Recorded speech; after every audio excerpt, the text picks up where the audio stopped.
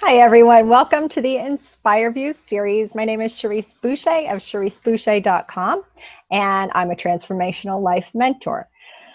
A little bit about this series, I felt really inspired to put it together because I feel it's so important for every single person out there to follow their passion and to really incorporate something that they love to do and something that they're passionate about into their lives.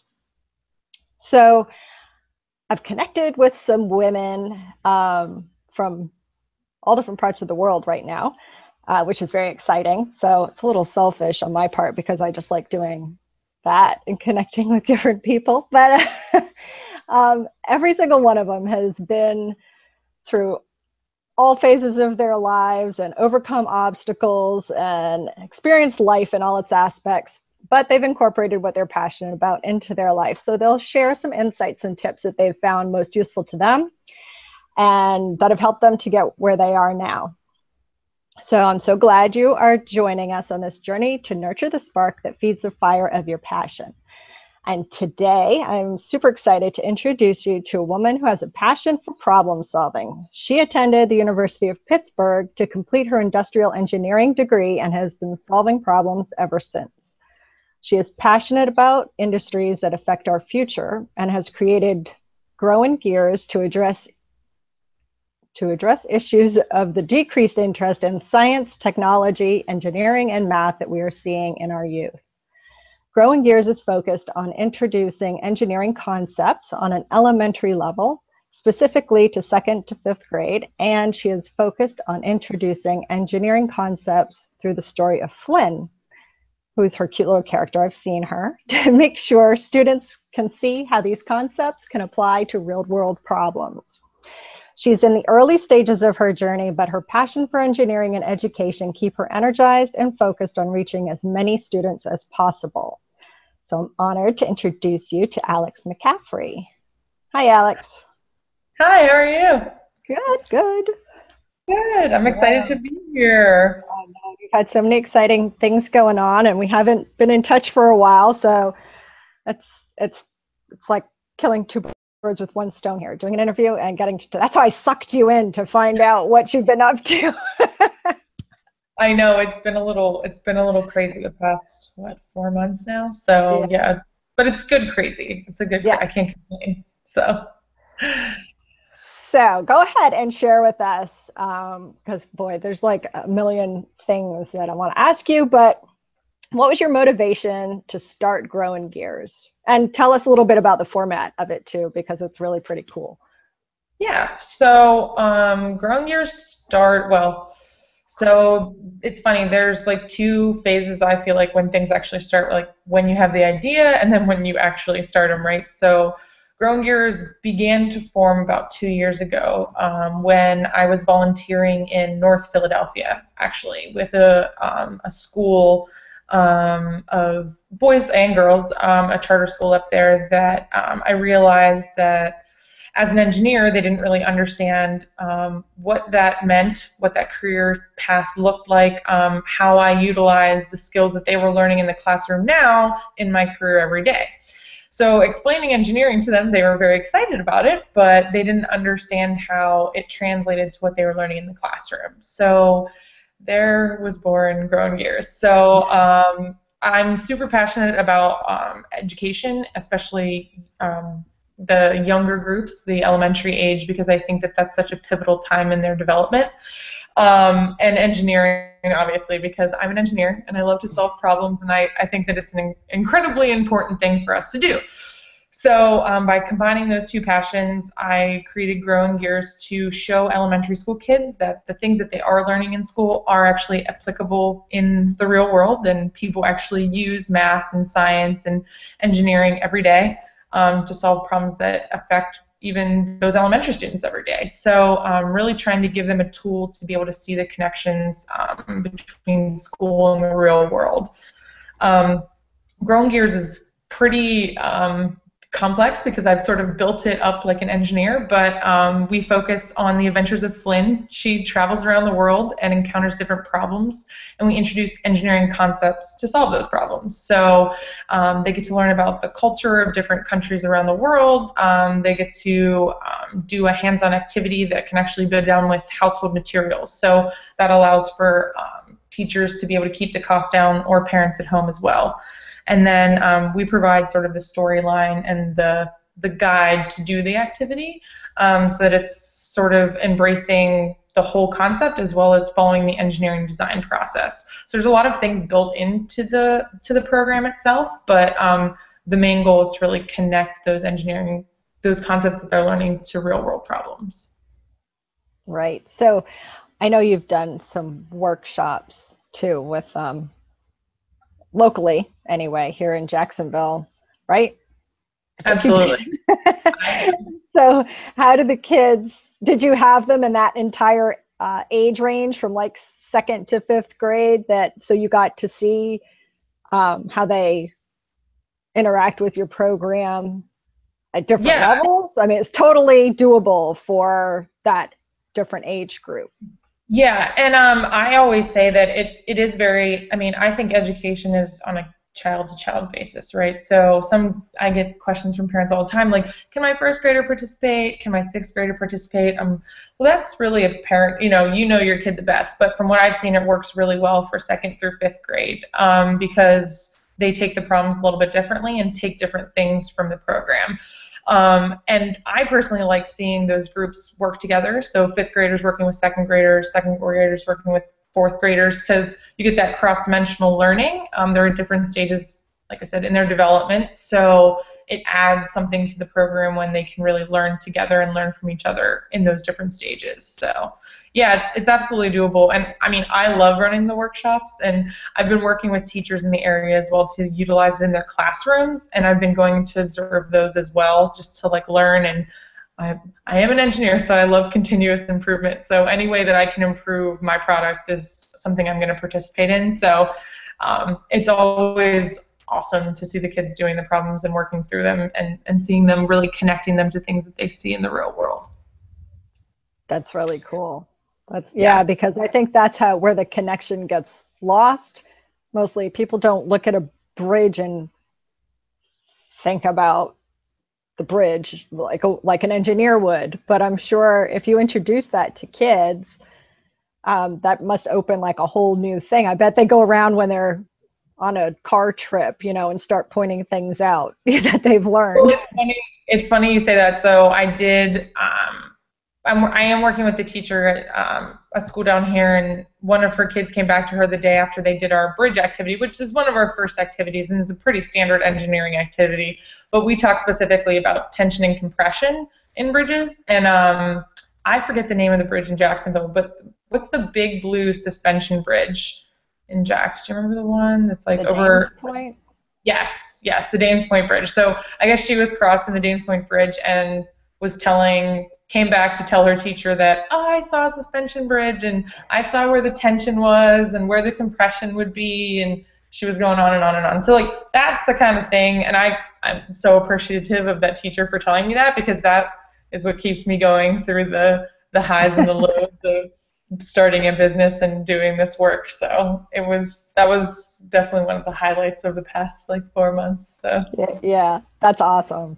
That's awesome. I bet they do that all the time too, because I'm not sure of what other little adventures Flynn goes on around the world, but I'm sure once they're introduced to all these different concepts, they put it into real world when they're traveling around, even just around town. Yeah, I'm excited. We're working on one right now that's it's actually about, well, we talk about software engineering and industrial engineering, but it's about finding the shortest distance between 2 points, and an algorithm that helps you to do that. So it's basically just like the kids can, we're in development still, but the kids can find the shortest distance between a couple different points, and it's basically an addition and subtraction exercise. But I'm really excited for that because we relate that back to Google Maps uses that type of an algorithm, and software engineers use that all the time. So they're very basic ideas that obviously when you build them up to a level that Google Maps uses them at, they're at a very high level, but when you bring them down to an elementary level, there's still things these kids can understand and then see in everyday life and say, okay, that makes sense. Maybe that's why I have to be really good at addition and multiplication and all of these things that I'm learning. So.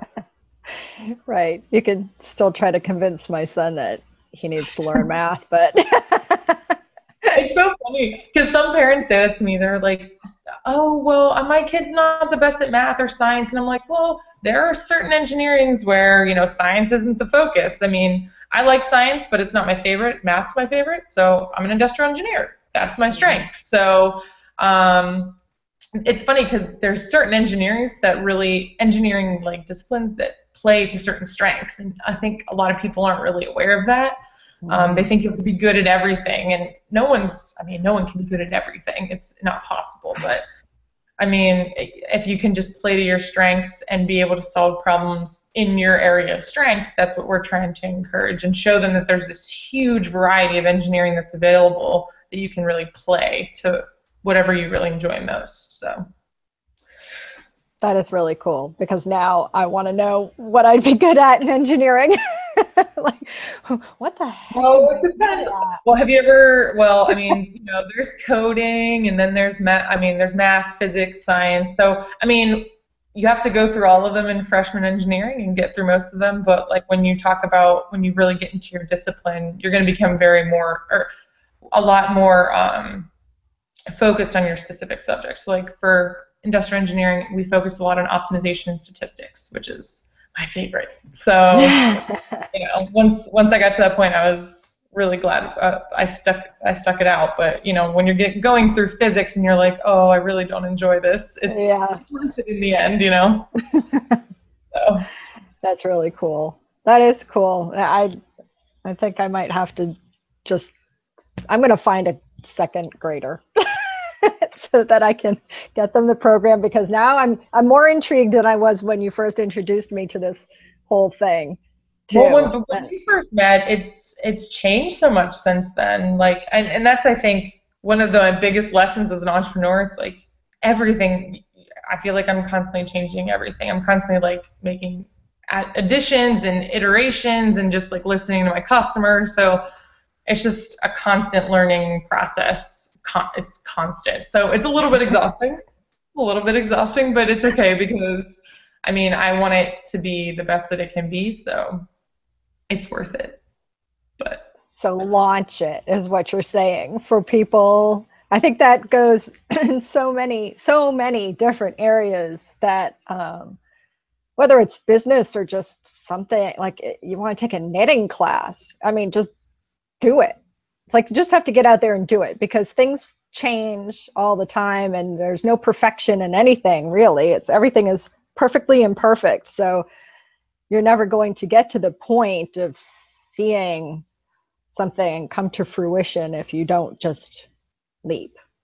Yeah. And I think, I mean, God, I still feel like I'm leaping, So, I mean, I think starting an endeavor, I mean, there's a huge difference between trying something new, like the knitting. I would say definitely go for that, because you're going to meet awesome people, you're going to learn a new skill. Like, I mean, learning new things is just the best thing that you can do, in my personal opinion, but I love to learn. But, I mean, starting a business can be, I think my biggest thing is, if you're going to make the leap, make sure that it's something you can always come back to that passion for. So like when I'm having, because there are ups and downs, and there are times when I get discouraged or doubtful and I might want to not do it anymore, but then I come back to that little girl talking to her teacher, or the little boy who was telling me he really wants to be a civil engineer now, and he understands what his dad does now. So it's those like little moments that keep me going. So it's like I actually have a list of those like written down, and I have at One Spark, actually, we collected these little gears with we talked to each of the kids, and we asked them, what do you think when you hear the word engineering? And like I read those all the time, because those are the things that like keep me going. But that's because I have a passion for teaching children about really difficult subjects. But But So that's an awesome tip, actually, though, because I hadn't thought of that. Like to actually record it when there's one of those moments, because everybody goes through these I'm ditching the dream thing, because you get doubts. And if you have those moments, like you said, like the kid who wants to get into engineering, and then the little girl who noticed the whole bridge thing, and you write them down and you keep them where you can see them, so that when you're having those down moments, you're like, this is why I'm doing this, because there are little sparks out there that are feeding that passion, really, to keep you going and doing it. And I think, and even more so, like how I say, I keep having these events and going to the events that other teachers are doing. It's almost more selfish for me, because those keep me going, like seeing the kids doing it and learning, and I'm like, okay, I'm on the right path.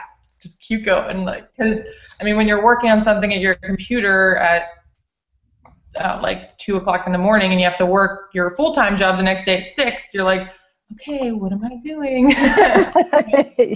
This is why you do it, right? So yeah, I love that idea, actually. That's really a good one. Yeah, absolutely. I highly recommend it. It helps me through tough days. So, but yeah, then you could go out there and fish. Those so kids, next time you're like, I need encouraging notes. well, I think, and Send even me notes of encouragement. Well, what I do, I have the teachers. I mean, I have the teachers always take pictures of their solutions. So, like, if it's something, if you're trying to start something where somebody's gonna be doing it away from you, just have people send you pictures, or like send you testimonials, or anything that you can get feedback directly from your customer. I mean, no one's gonna send me videos of children, because I don't really want videos of children. That's not something I want. But some of the pictures of their solutions shows how smart these kids are, and you just can tell that these kids need this release. They need this activity that not only challenges them to be to learn new things and be inquisitive, but also allows them to be creative and use their their extra pent-up creativity that sometimes they don't get to use in the classroom for something that's really educational in the end. That's really neat. So how is the program structured? How did you structure it to, because engineering overall, and you've probably sort of covered this a little bit, overall seems like a big daunting subject, like rocket science, so it seems like a big thing. And then to maybe approach somebody who's got children that age about engineering, if they're struggling in math, like you said, how do you chunk it down to like little manageable? Are they little step-by-step activities? How does the journey work, I guess, is what I'm saying. Yeah, so it's structured right now as we do it in a couple different ways. So I'll go through the whole thing. So we have overarching adventures where within each adventure there's 3 quests. So an adventure takes place in a certain region of the world. So, for example, our first adventure is in Brazil, our second one's in Switzerland, and our third one's in China. So we talk about the location, the language, the geography, the wildlife, so they get to learn about the culture of wherever Flynn's traveling.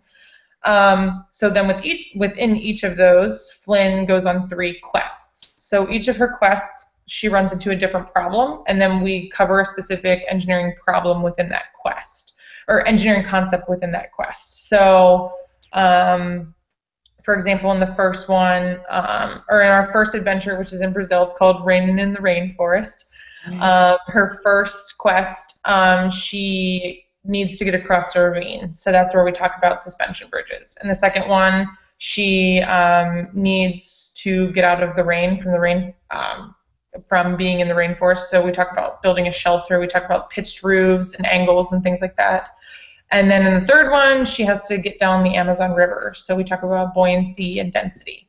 So it's really, and then how we bring the engineering in is we introduce an engineer who might use these types of basic concepts in their day-to-day work, right? So it's talking about very simple concepts that they should be learning anyways, or that they're capable of learning, and then just bridging that gap to, okay, how might this eventually build up in my education to a point where like I could be solving this type of a problem or this type of a thing that engineers do every day. One of our big things, so that's like the adventure quest, and then within each quest, we focus on the engineering design process. So the kids, we introduced the problem. Flynn actually introduced the problem. We provide the animated videos and written materials to facilitate the activity, and all the hands-on activities can be done with household materials. So really, this can be done anywhere in the country. You can get our materials right off the website, and I did it that way because I'm trying to not be the only person who's empowering kids to be excited about engineering. I want to empower other people to be able to do it, because if it's only limited to me, I'm limited to only a very small group of children, right? So we provide the animated videos and written materials, and it's really broken into like 3 segments. So you have the creativity phase, where the kids get to attack the problem however they want. Flynn talks to them and says, basically just like help me with whatever problem she has, and they get to solve it. The second piece is research and refine, where we talk about an engineering concept specifically, and they get to research that. And the third is they get to rebuild. So they get to apply their creativity and their research to their final solution. So they get that rework loop, you know, so it's that feedback, that understanding, okay, I might not have done it right the first time, here's what I can learn from it, here's how I can make it better. That's awesome. Yeah, there's a lot to it. So. There's a lot to it, yeah.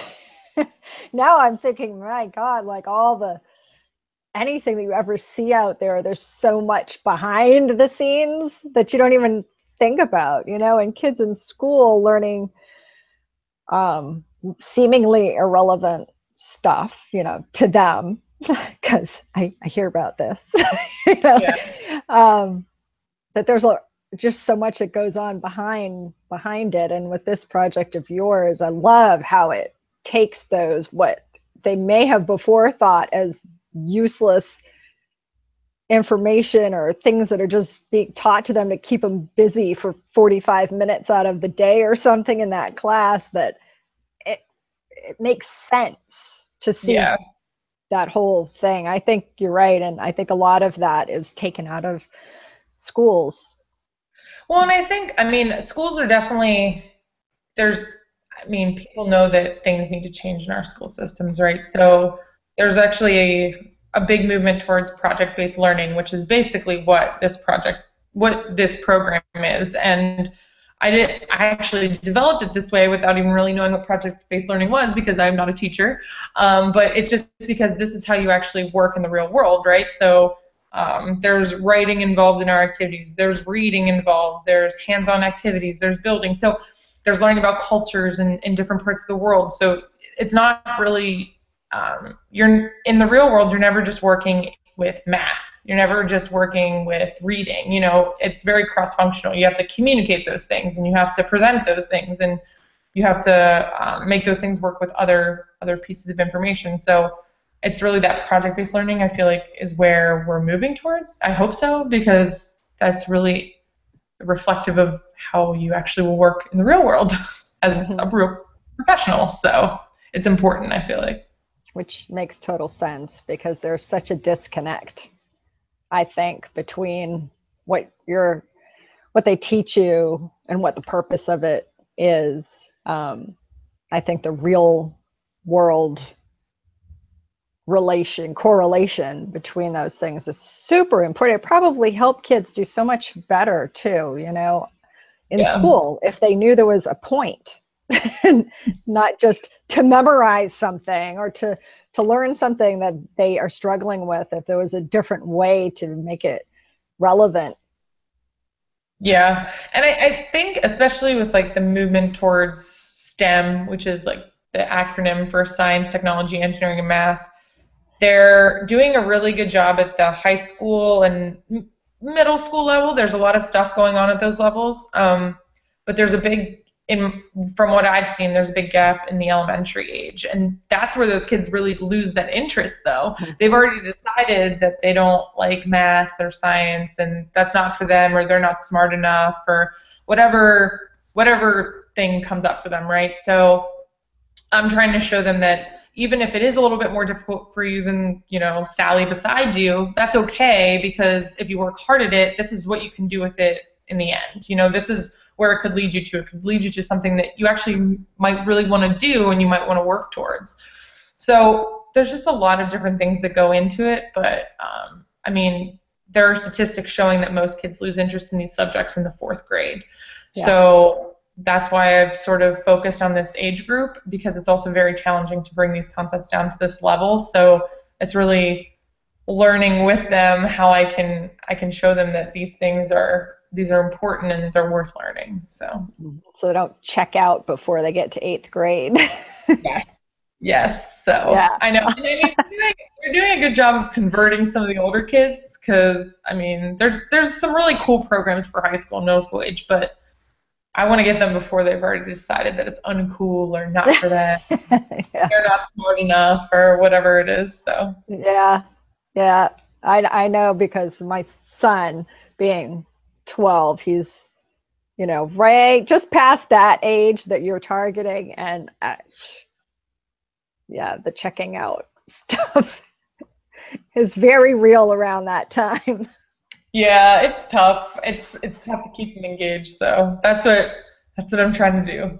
In a much more fun way. It doesn't feel so much like learning if you make it an adventure. Right. Absolutely. And I mean, it's funny when you see how the boys and girls react differently to the activities, because like the girls are very much concerned with the story and, you know, what's Flynn doing and where are her parents and that, and the boys are just like, where's the hands-on stuff? What can I start gluing and taping together? What can I do? You know, so I've tried to build it so that it incorporates both of those gender outlooks, because it's just such an interesting dynamic when you see them. But I believe it's really important for them to participate in activities together, because in the real world you will have to work with That's right. So but it's just interesting to see how they definitely bring different benefits to the table. So yeah, that's really cool. I hadn't even thought about how they would interact with Flynn and the whole journey. Yeah, it's just so interesting to see how it all plays out. But it's because I could totally see myself doing that too. Well, where are her parents? What are they doing? How did they get there? Where are they staying? Yeah. No, seriously, all those questions. So I've like built in this, you know, you have to build in that storyline for the girls, because they're like, okay, then well that makes sense, that because like, okay, I got you, so we're good now. That's awesome. That's awesome. The boys are like, give me the damn glue. So I'm ready to get messy. They're like, I don't give two craps where the parents are. I want to glue some sticks or something.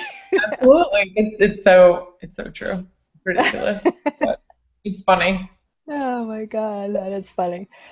So because you mentioned One Spark, and I know what that is, and everybody here in Jacksonville knows what that is, but if you just give like a little overview of that whole experience, and then what you maybe see, or how that projected you into next steps, or what you see the future of your passion being grown into, I guess, from that, because that seems like, I mean, that was an exhausting thing, but kind of a amazing experience, and I think I'd be overwhelmed.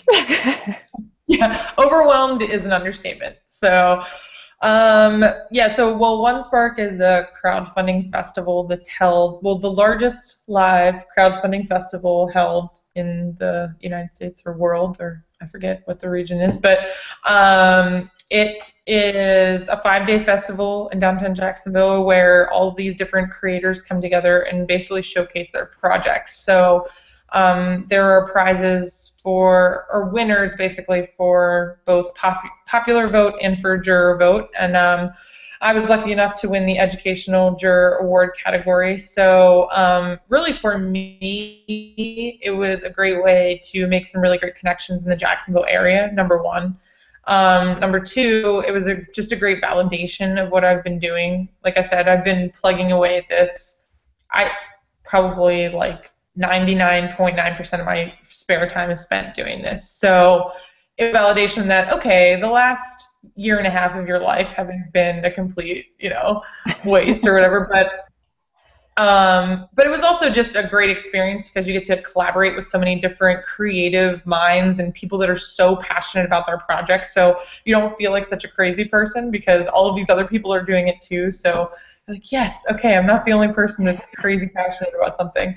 But yeah, I mean, it was a great experience. Like I said, we were lucky enough to win the Jurors Award, so we won a nice little bit of money for that. But really, for us, it was the validation, the connections we made, and just getting the word out about us. Because, and when you start a business, and what I've realized is that the hardest part about starting a business is really just reaching your target market, especially for me, because it's that teacher-parent group is a little bit difficult to reach.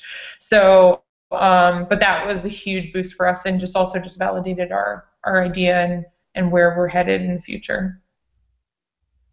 Awesome. Yeah. Did it propel you? Were you just like totally done after that, or has it kind of motivated you to, put full force at it and go full steam ahead? Well, what's funny is, so the last day of One Spark is when they tell you if you are a potential winner, right? So it's when the festival starts on Wednesday morning, it's Sunday morning. I wake up, I can't feel my legs because I've been on my feet for 5 days. I'm completely exhausted. It's supposed to rain all day. So I'm taking my time. I look at my phone and it says, congratulations, you're one of our top 3 finalists. You have to pitch in an hour and a half. So I'm running because it's about a half an hour drive from my house to downtown. So we have to leave. I'm screaming. I'm we need to go. So that was very exciting, but it was this complete switch with that. So, but afterwards, I mean, it's helped us to, like I said, partner with some people in the area, which has been really helpful for me, even just refining my product and what we're doing in ways to make it better, and work with teachers. I believe that teachers are our best tool in reaching kids and being able to make a difference. So I'm trying, my biggest focus is to create a product that not only parents can use at home with their kids if they so choose, but can really support teachers in the classroom as well, because they have so much on their plates already.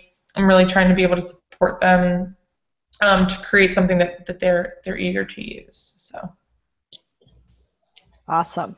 Sounds like you're well on your way. Well on your way. Yes, one step at a time.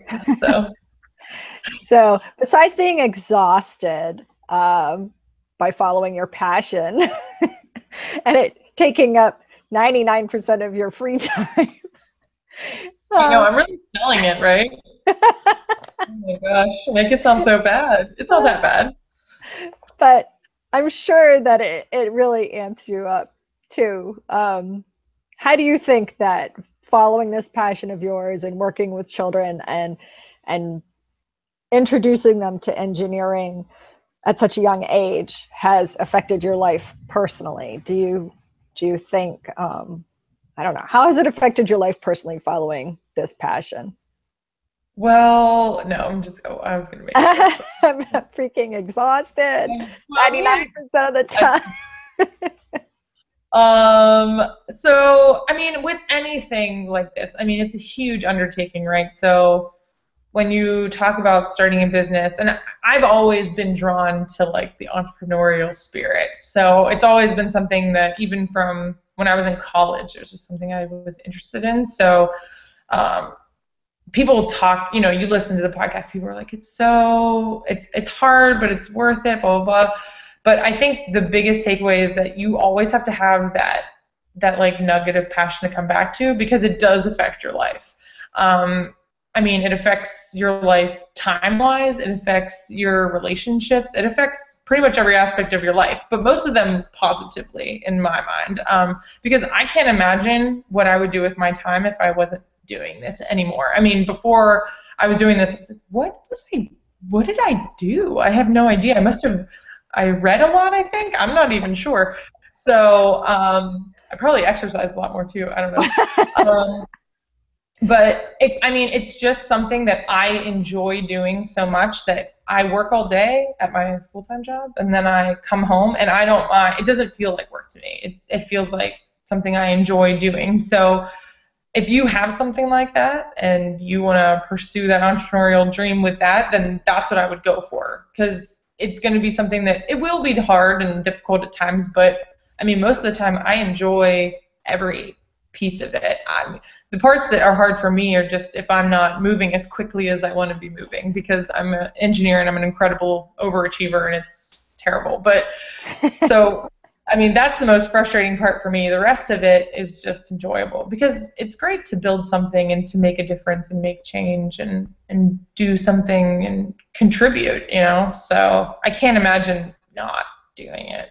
And anytime that I'm like, oh my gosh, I'm so tired, I'm like, well, if I wasn't doing this, what would I be doing? So Laying in your hammock, reading a book like I do. yeah, I would probably be reading a book, but I would rather be doing this. So if you have something like that, pursue it, because it's worth it, in my opinion. Yeah, as long as yeah, if it doesn't feel like work, then it's definitely something you're passionate about. Yeah. And it's funny because even when you're doing it, I mean, pieces of it become work, right? Like the accounting, or, I mean, that's not my favorite. I mean, actually, I don't really mind it because the math is fun, but there are certain pieces that I don't like, but, you know, you can make those work for you, like hire a freelancer to do the stuff that you really don't like to do. That's worth it just for your sanity, in my humble opinion, but I think it's focusing in on the stuff that really gets you amped up. So, yeah, I agree. yeah. So where can people find all their little details? What's your website? Yeah, so it's growingeers.com. So that's growingeers.com. So it's growing gears, not like with an A, but with another E. Because that stands for Getting Early Engineers Ready for Success. Yay. Ah, yay. Hey, my acronym, I love acronyms. And then if anybody wants to reach me directly, you can email me at alex@growingeers.com. But you can also, there's a contact form on the website too that you can reach me via. So very cool. Yeah, website's the best way. We're also all over every social media as well. So anything, just look up Growin'GEERS and you'll find us. So that's awesome. I'm so excited because I see this getting like big. It seems like it should already be at every school, because I think, like you said, like doing program-based or project-based learning, I'd want to go back to school if that's how it was, you know? They are pretty fun, I have to admit it. So I have fun doing them. Awesome. And I'll put all of Alex's contact information, everything too, on my website at cheriseboucher.com / the passion base. And so I want to wrap it up and thank you so much for sharing this time with me and talking to me, because I really wanted to know what was going on in your life and business. I know. I'm glad you brought me on because I love to talk about it, but I know. I'm glad. It's nice to talk to somebody that hasn't heard it a million times, like my mom. She's like, okay, I know what you're doing. Yeah, she's like, I was there. I spent 15 hours with you. Like, my feet hurt too. I was there. Fine. That's awesome. Yeah. Okay, well, sit tight for a second because I'll finish this up and then we'll say goodbye. Okay, thank you everybody for joining us for this interview. And if you have any questions, you want to contact me at Cherrise@cheriseboucher.com. I would love to hear from you. So keep your eyes peeled for the next Inspire View interview. Thank you.